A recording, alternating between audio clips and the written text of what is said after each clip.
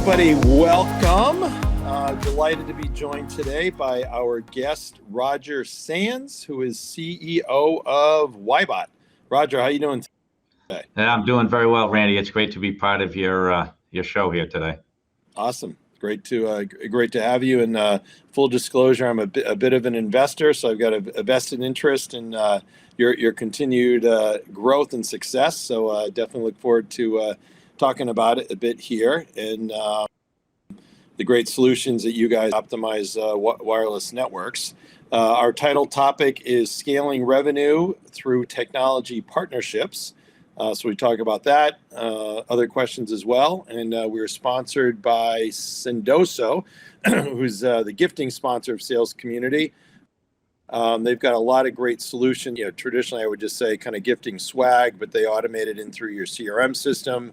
And just to give you an idea of their technology, their last round valuation was kind of 600 million and change. So certainly a amazing success story for Sendoso. So if you're looking for gifting or creating gifting, check out So.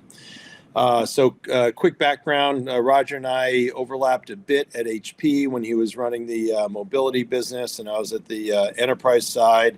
And then we reacquainted through a mutual friend, Dave Baum, who runs what's called Stage One Ventures, right? Is what Dave's place is called? Yes, Stage One Ventures. On the venture side, and they're a much larger investor in Wyebot than I am. Interestingly enough, Roger interests include trail running. He previously had done triathlons, but I guess I didn't have time for that these days. And you've got a 50-mile race that you have coming up? Yeah, it's the Vermont 50 the end of next month. So I'm doing a 50-mile relay trail race with my daughter and her husband. Wow, looking forward awesome. to it. So I'm training for that now. Again, very busy with Wyebot, but yeah. I'm able to find time, which is good for me to kind of clear the mind when you're going fast in the startup world. So, I'm able to get out in evenings and then on weekends and get my training in. Awesome. And he lives in Princeton, Mass, which for those that might know is right near Mount Wachusett. So a lot of great places to go running there. And most importantly, a great husband and father. So maybe we jump into it. Maybe tell us about your first job. I think it was in the government space, right? Yes. And also about your background. Yeah, no, absolutely. Let me quickly, I'll talk about the first job. I went to Northeastern University and got degrees, bachelor's and master's in electrical engineering, computer science.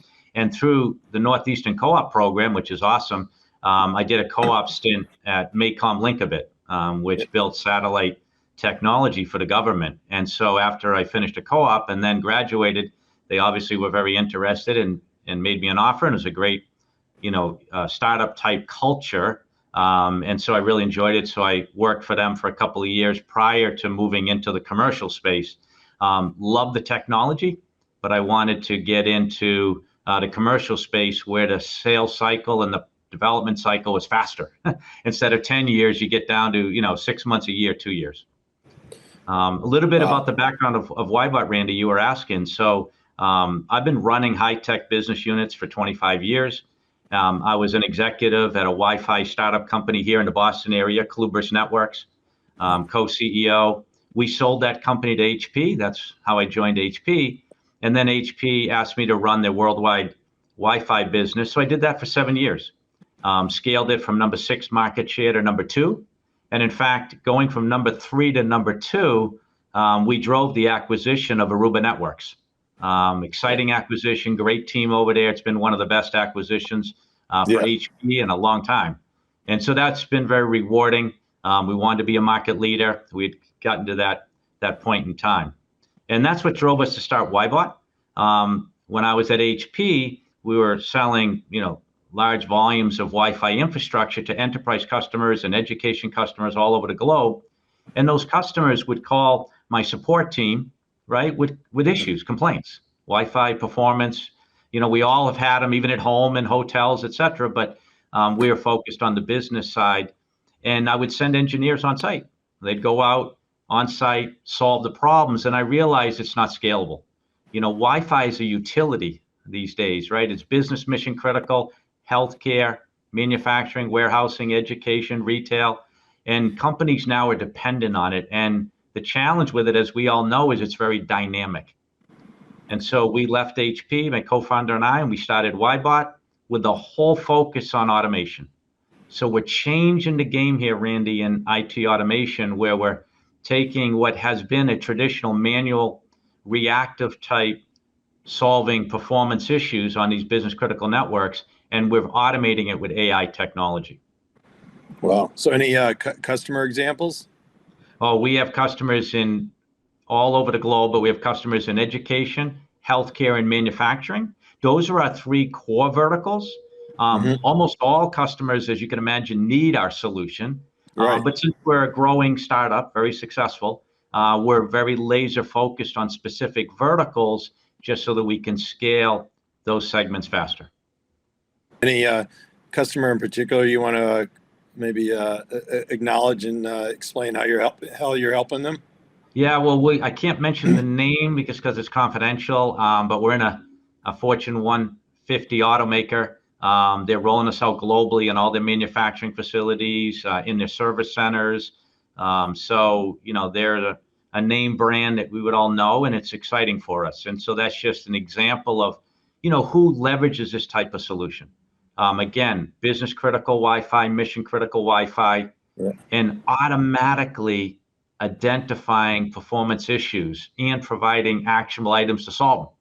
So we've taken what was again, manual process with going on site and traveling. Of course, COVID has made it more challenging with travel. Yeah. And now it's all automated. So IT gets these alerts and they know exactly what actions they need to take to solve mobile enterprise performance issues.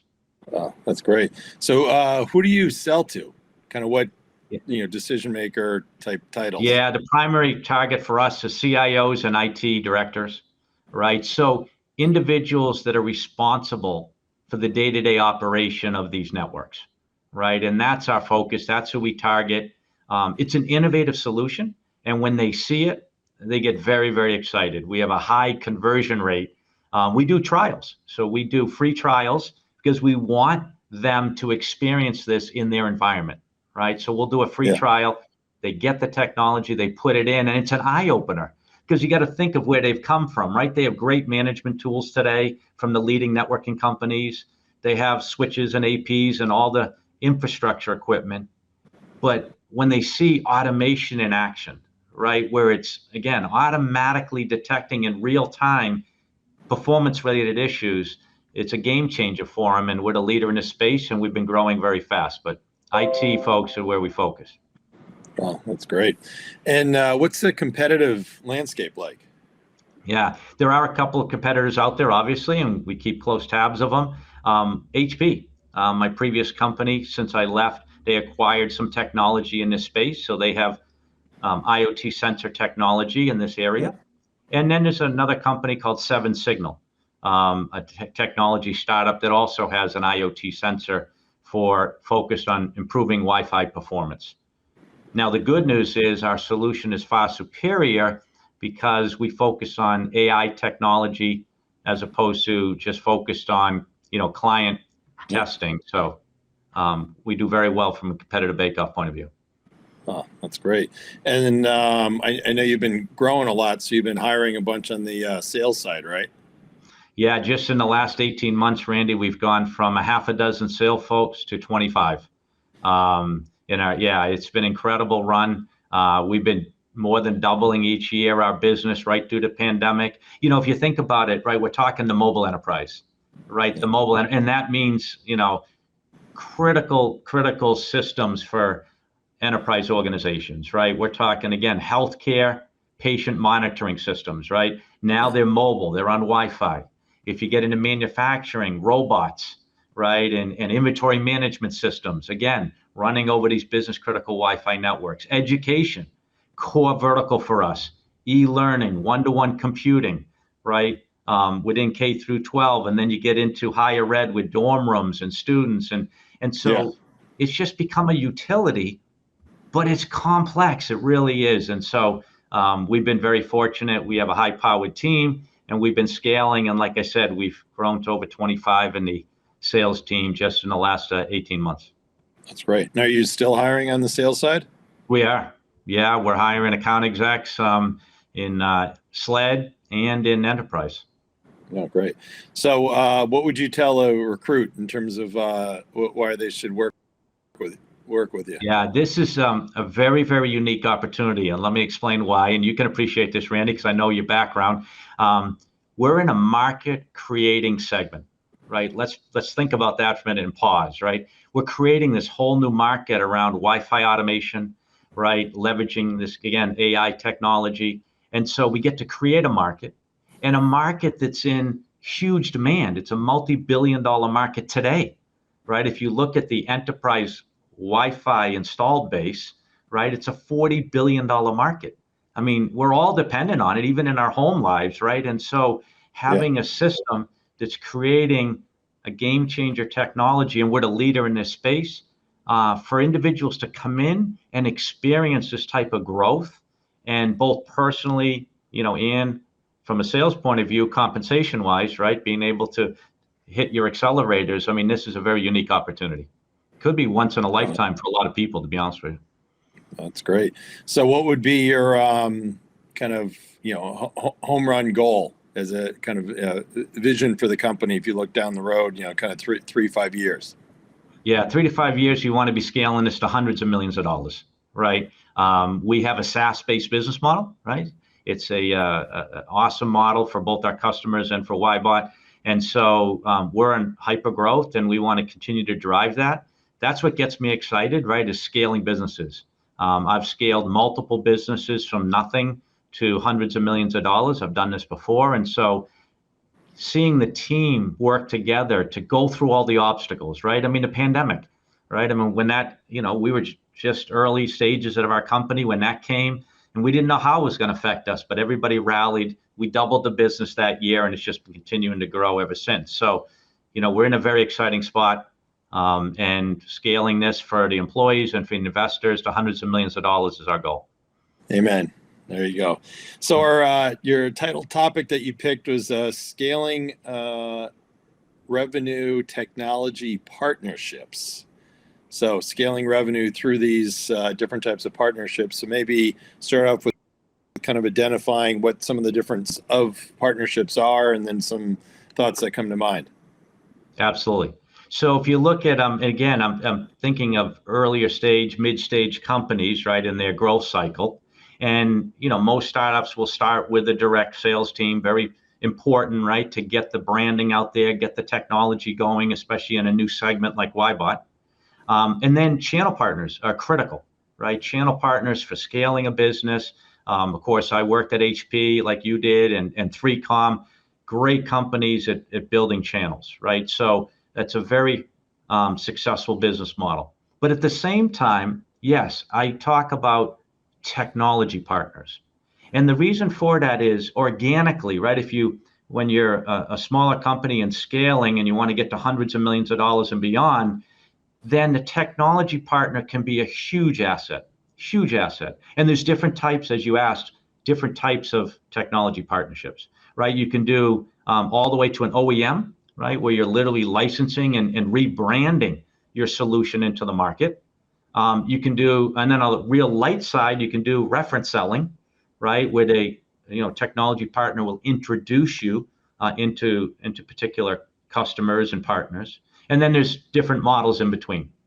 But why I bring this up as a key element and a key opportunity for growth is you get acceleration, right? You asked where we want to be in the next 3 to 5 years. I mentioned hundreds of millions of dollars, right? And we're going to continue to scale very effectively internally, and we are. We're scaling the go-to-market team, we're scaling the sales team, but we're going to complement that and look for technology partners. I've done these before in other companies, and they give you an inflection point, right? They allow you to accelerate the growth, because if you find the right technology partnership, it can be hard. It can be hard, I want to be honest, but if you find the right ones, they have an additional go-to-market motion, right? Sales team and channel and branding, right? And branding. And so taking advantage of that to accelerate the growth on top of your organic piece, I have found in my other businesses has been very, very effective.